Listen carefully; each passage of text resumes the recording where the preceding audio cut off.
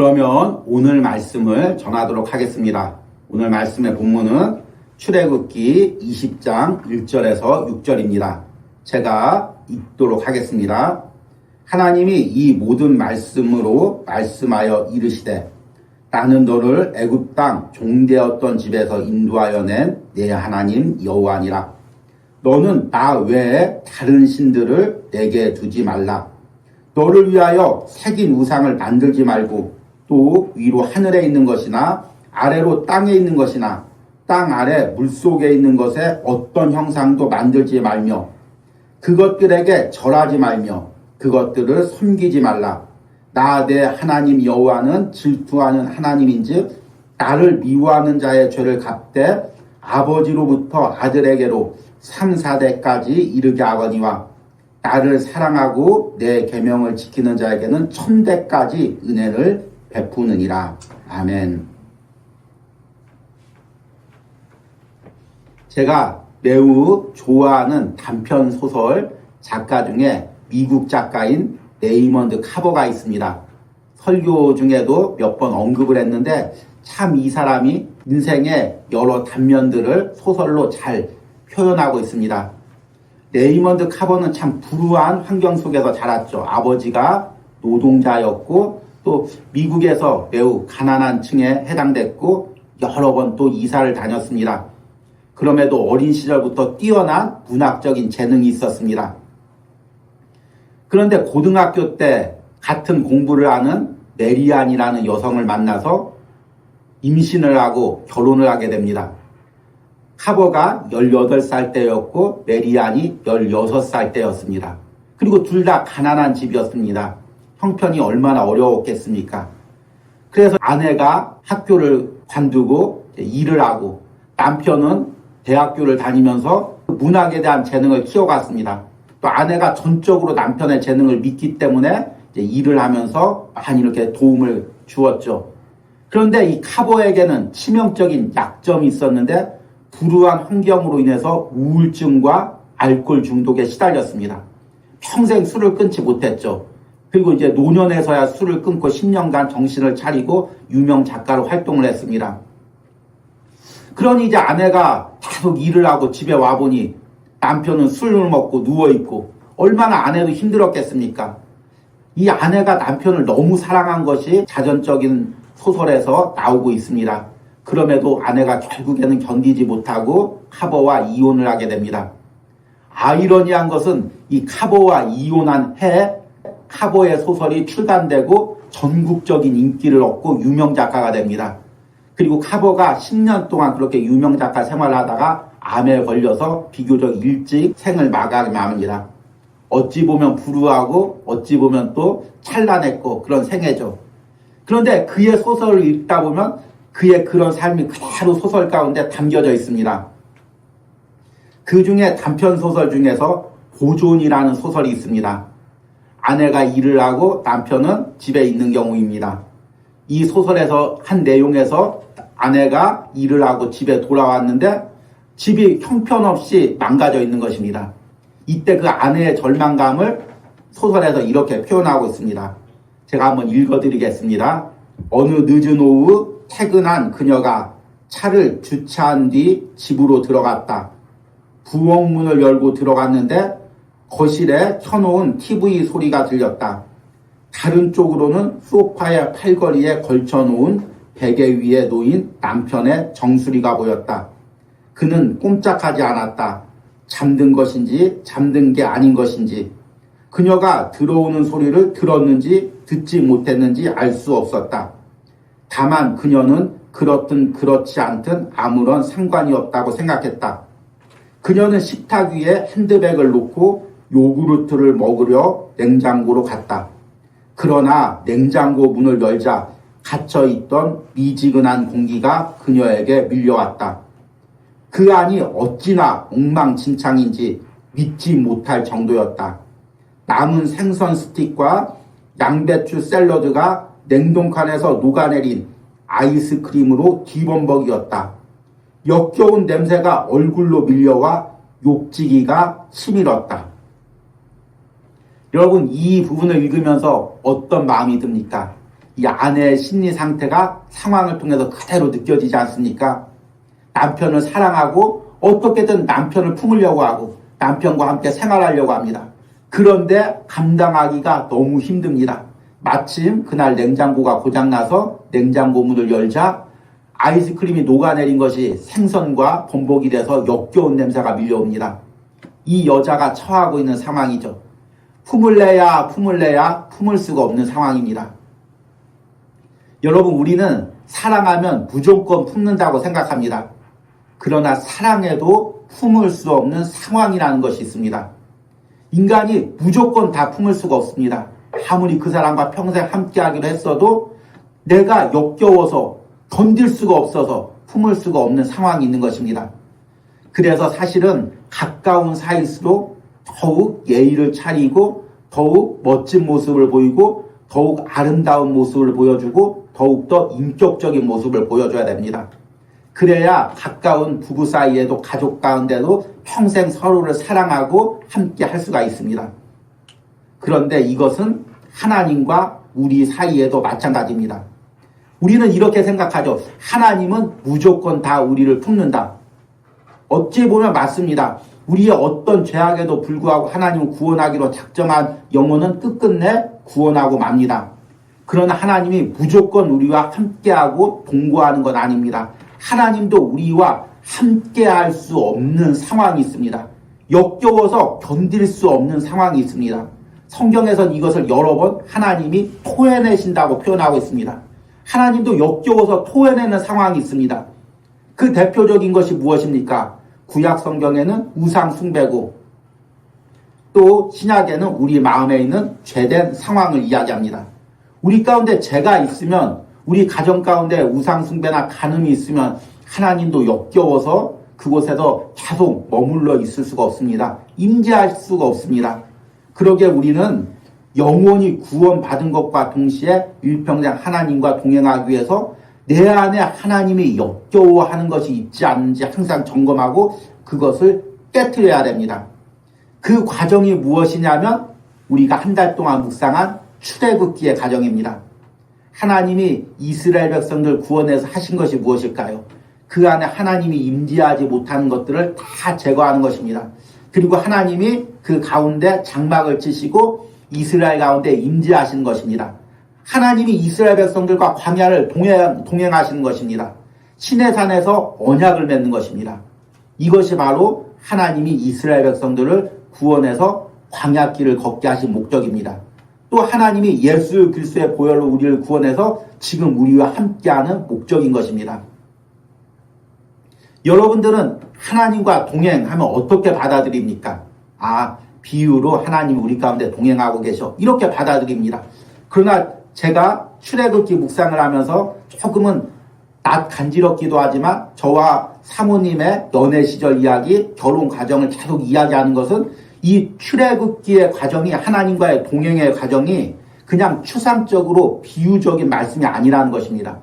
실제적으로 남녀가 사랑해서 결혼하고 함께 가정을 이루고 사는 것처럼 하나님이 내 안에서 동거하시고 나와 함께 살아가시고 나와 함께 동행하신다는 것입니다. 그런데 남녀가 함께 살아갈 때도 상대에게 지켜야 될 부분이 있습니다. 그러면 하나님과 동행하면 더욱더 우리가 두려움과 떨림으로 하나님께 지켜야 될 것이 있습니다. 고린도전서 3장 16절에서 17절에는 이렇게 말씀하십니다.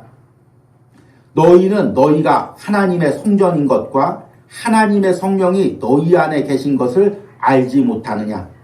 누구든지 하나님의 성전을 더럽히면 하나님이 그 사람을 멸하시리라. 하나님의 성전은 거룩하니 너희도 그러하니라. 아멘. 우리가 지난 한 주 동안 출애굽기를 묵상하면서 드디어 이스라엘 백성들이 시내산에 이르는 것을 보았습니다. 출애굽기 19장이죠. 그리고 출애굽기 20장에 이르러서는 하나님께서 이스라엘 백성들에게 십계명을 주십니다. 오늘 읽은 본문의 말씀도 십계명의 초반 부분입니다. 다 읽으면 좋겠는데 시간 관계상 가장 중요한 하나님과의 관계의 앞부분만 읽었습니다. 여러분들은 십계명 하면 어떤 생각이 먼저 떠오릅니까? 뭔가 나를 옥조이는 느낌, 뭔가 억압하는 느낌, 뭔가 구약적인 율법의 느낌 이런 것이 자꾸 듭니다. 그리고 십계명을 강조하면 그것은 구약 시대 때나 지키는 것이지 지금은 상관없지. 십계명 지키나 지키지 않나 우리는 어차피 구원받지. 이렇게 생각합니다. 또 어떤 교회에서 십계명을 꼭 지켜야 돼 이야기하면 저거 잘못된 교회 아니야? 이단 아니야? 이렇게 받아들일 수도 있습니다. 그러나 여러분, 십계명은 하나님께서 우리를 억압하거나 옥조이기 위해서 주신 것이 아닙니다. 우리를 너무나 사랑해서 주신 것입니다. 우리를 너무나 사랑해서 우리와 함께 하기 위해서 주신 것이 바로 십계명입니다. 하나님은 우리 안에 동거하고 싶어 하십니다. 이스라엘 백성들과 함께 생활하고 싶어 합니다. 그러면 이스라엘 백성들 가운데 죄악이 있으면 함께 할 수가 없는 것입니다. 하나님이 임재할 수 없는 상황이 있으면 임재할 수가 없는 것입니다. 그래서 그 상황을 먼저 제거하고 하나님과 함께 하라고 주신 것이 바로 십계명입니다. 성경에는 하나님의 성품에 대해서 여러 가지를 이야기합니다. 하나님은 완전하시고 전지전능하시고 거룩하십니다. 이것을 신학적인 용어로 하나님의 속성이라고 이야기합니다. 그런데 이 하나님의 속성 중에 가장 대표적인 것이 거룩함입니다. 히브리어로 카도시라는 것입니다. 이 카도시라는 것은 구별되다, 이 의미입니다. 세상의 죄악과 하나님은 구별되어 있는 분이십니다. 하나님은 죄가 전혀 없으신 분입니다. 인간 중에 죄가 전혀 없는 인간은 한 명도 없습니다. 만약에 누군가가 나는 죄가 전혀 없다 이야기하면 그 사람과 상종도 하지 마십시오. 분명히 잘못된 가르침입니다. 인간은 다 죄가 있습니다. 아무리 뛰어난 성자라도 다 죄가 있습니다. 그러나 하나님은 죄가 전혀 없으신 분입니다. 그래서 죄악이 가득한 곳에 하나님이 임재할 수가 없습니다. 그래서 하나님께서 나와 동행하기 위해서 제일 먼저 나에게 요구하시는 것이 무엇이냐면 너도 나처럼 거룩하라는 것입니다. 레위기 19장 2절 말씀을 보니까 너는 이스라엘 자손의 온 회중에 말하여 이르라. 너희는 거룩하라. 이는 나 여호와 너희 하나님이 거룩함이니라. 아멘. 너희는 거룩하라. 이는 나 여호와 너희 하나님이 거룩함이니라. 쉽게 번역하면 너희는 거룩해야 된다. 왜냐하면 내가 거룩하기 때문이다. 이렇게 말하고 있는 것입니다. 그런데 뭔가 중간에 빠진 것 같지 않습니까? 너희는 거룩하라. 왜냐하면 내가 거룩하기 때문이다. 뭔가 빠진 것 같습니다. 뭐가 빠졌을까요? 너희는 거룩하라. 내가 너희와 동행하고 싶다. 그러기 위해서 너희는 거룩해야 된다. 나는 거룩한 하나님이다. 지금 이렇게 말씀하고 있는 것입니다. 하나님이 우리 보고 죄를 제거하라는 이유는 우리를 옥조이거나 가두기 위해서가 아닙니다. 너무 사랑해서 우리와 동행하기 위해서입니다. 그래서 주신 것이 바로 십계명입니다. 십계명은 제목처럼 10가지 계명으로 되어 있습니다. 그런데 이 십계명을 크게 두 가지로 나눌 수가 있습니다. 1계명에서 4계명까지는 하나님과 나 사이의 계명입니다. 또 5계명에서부터 6계명은 이웃 사이에, 나와 다른 사람 사이에 지켜야 될 계명입니다. 그래서 예수님은 이 십계명을 두 가지로 요약했습니다. 하나님을 사랑하고 이웃을 사랑하라는 것입니다. 그러니까 이 계명은 사랑의 계명이죠. 하나님을 사랑하라는 건 알겠는데 왜 이웃을 사랑해야 할까요? 하나님을 사랑해야 하나님이 그곳 함께 하시고 또 이웃을 사랑하는 곳에, 화평이 있는 곳에 하나님이 함께 하시기 때문입니다. 그래서 하나님이 나와 함께 하기 위해서, 우리 공동체와 함께 하기 위해서, 우리 가정과 함께 하기 위해서 주신 것이 바로 십계명입니다. 그 중에 첫 부분이 하나님과 나 사이의 계명입니다. 먼저는 첫 번째로 나 외에 다른 신을 두지 말라고 명령합니다. 두 번째는 우상을 만들지 말라는 것입니다. 세 번째는 하나님의 이름을 망령되이 일컫지 말라는 것입니다. 네 번째는 안식일을 거룩히 지키라는 것입니다.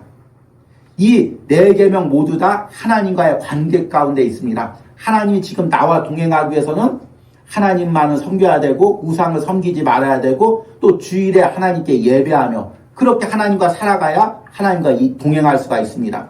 오늘 그래서 우리가 주일에 예배하면서 한 주간도 하나님과의 동행을 꿈꾸는 것입니다.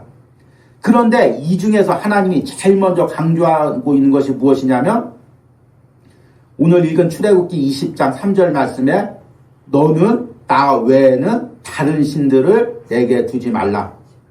그리고 4절 말씀에 보니까 너를 위하여 새긴 우상을 만들지 말고 또 위로 하늘에 있는 것이나 아래로 땅에 있는 것이나 땅 아래 물속에 있는 것에 어떤 형상도 만들지 말며 5절에 그것들에게 절하지 말며 그것들을 섬기지 말라. 나 내 하나님 여호와는 질투하는 하나님인즉 나를 미워하는 자의 죄를 갚되 아버지로부터 아들에게로 3, 4대까지 이르게 하거니와 6절에 나를 사랑하고 내 계명을 지키는 자에게는 1000대까지 은혜를 베푸느니라. 아멘. 하나님은 지금 우리 안에 거하시고 계십니다. 우리 안에 거하고자 하십니다. 그리고 우리 가정 안에 거하고자 하십니다. 우리 공동체 가운데 거하고자 하십니다. 그런데 우리 가운데 우상 숭배가 있으면 하나님이 그곳에 거하실 수가 없습니다. 앞에 이야기한 소설처럼 역겨워서 그곳에 있을 수가 없는 것입니다. 사랑할래야 사랑할 수가 없는 것입니다. 여러분, 하나님이 임재하기 위해서 제일 먼저 해야 될 것은 우리 안에 우상을 제거해야 됩니다. 지금 이스라엘 백성들에게 하나님이 이야기하는 것이 그것입니다. 너희가 애굽 땅에서 많은 우상을 섬기지 않았느냐? 그런데 나와 이제 동행해야 된다. 그러려면 아깝지만 그 우상들을 다 버려야 된다. 이렇게 말씀하는 것입니다. 물론 정말 신으로 섬기는 우상들도 있겠죠. 그런데 이 이스라엘 백성들이 가지고 온 장식품들도 있습니다. 금으로 된 신상들도 여러 가지가 있을 것입니다. 여러분, 요즘에 금이 얼마나 귀합니까? 그 금을 버리라고 해보십시오. 얼마나 아깝겠습니까? 그런데 하나님께서 그런 것들을 다 버리라고 하십니다. 왜냐하면 나와 동행하기 위해서입니다. 이것은 현대를 사는 우리들에게도 그대로 적용됩니다. 여러분, 우리 마음에 내가 아까워하는 것이 무엇이 있습니까? 하나님보다 더 귀하게 생각하는 것이 무엇이 있습니까? 이것만은 절대 놓지 못하겠다, 포기하지 못하는 것이 무엇이 있습니까? 때론 그 대상이 물질이 될 수가 있고, 때론 내가 이루려는 성공의 목표가 될 수도 있고, 때로는 그것이 사람이 될 수도 있습니다. 사랑하는 사람이 될 수도 있고 자녀가 될 수도 있습니다. 우리는 무언가 내 안에 하나님 외에 하나님보다 더 강하게 믿고 신뢰하는 것들이 있습니다. 그것들이 있으면 내 안에 하나님이 임재할 수가 없다는 것입니다. 먼저 그것들을 하나님 앞에 내려놓아야 되는 것입니다.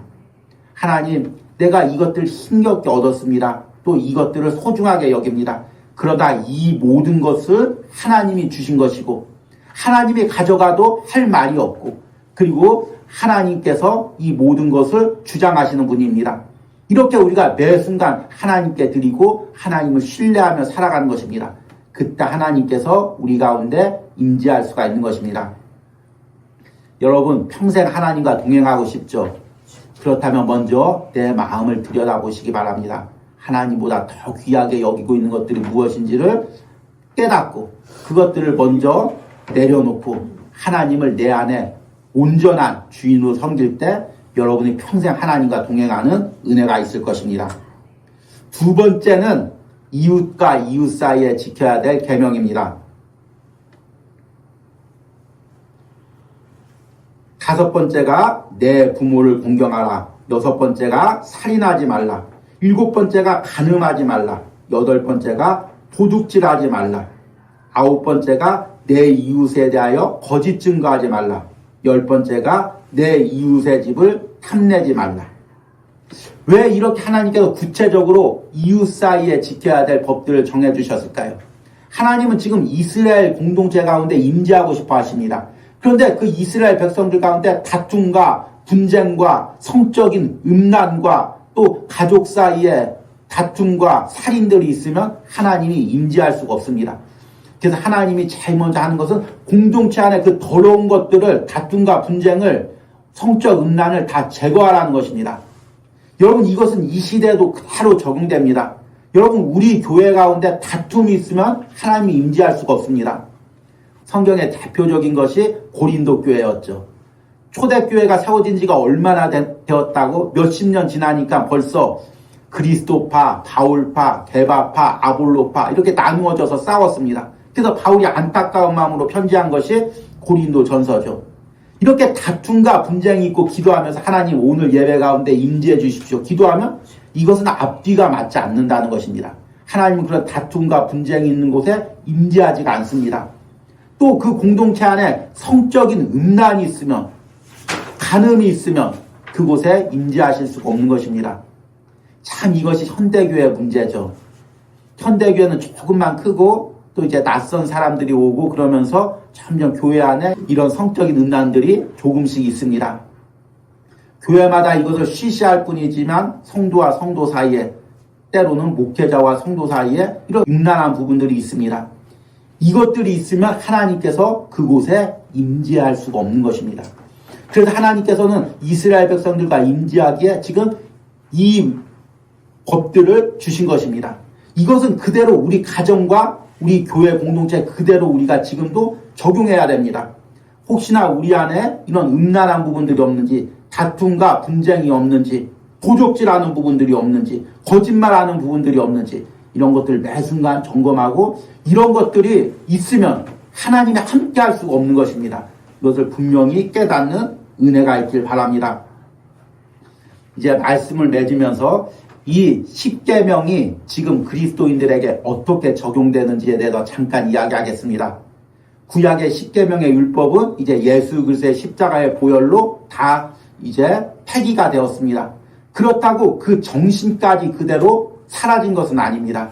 그 율법을 이루기 위해서 예수님께서 십자가에서 죽으시고 보혈을 흘려주셨습니다. 그리고 그 보혈을 통해서 성령님께서 그 보혈을 내 안에 지금 적용시켜 주셨습니다. 그래서 내 영혼에는 여전히 예수 그리스도의 십자가의 보혈이 흐릅니다. 그리고 그 십자가의 보혈은 하나님이 구약에 주신 율법을 완성하기 위해서 흘리신 것입니다. 그러니까 그 구약의 율법의 정신이 십자가의 보혈로 내 안에 흐르는 것입니다.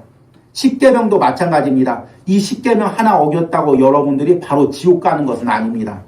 그러나 여러분 하나님과 동행한다면, 예수님의 십자가의 보혈의 은혜로 산다면 이 십계명의 마음을 우리가 그대로 간직하면서 이것을 주신 하나님의 마음을 항상 기억하고 새기고 살아가는 것입니다. 그럴 때 여러분들이 하나님과 동행하는 은혜가 있는 줄 믿습니다. 이런 은혜를 다 누리시기를 축복합니다.